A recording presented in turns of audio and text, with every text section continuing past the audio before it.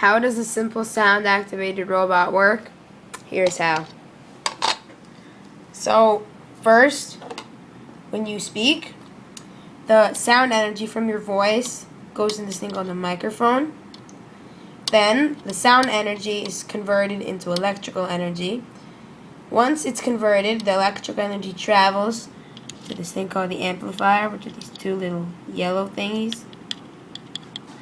And the level of energy from the microphone is very low, and much more is needed to power the robot.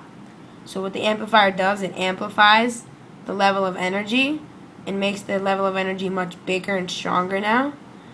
Once the amplifier does its job, the energy goes to these things called the microchip. These two things. And the microchip receives the signal from the amplifier, and it triggers this thing called the electric motor, which is right here.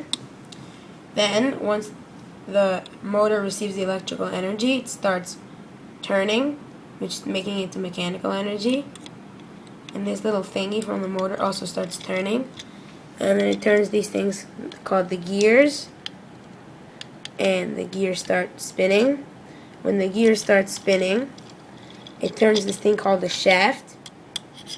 And the shaft moves in a circular motion, causing the legs of the robot to move. And if you wonder how the energy transfers everywhere, you have to look at these little green little paths here, which under them are copper. And copper is a very good insulator of energy, and that's how the energy flows.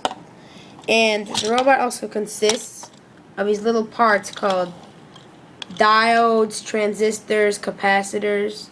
And the diodes are like these things, capacitors are these things, and the resistors are these black boxes here. And if you want to see how it moves, here's how. Turn it on. Walk!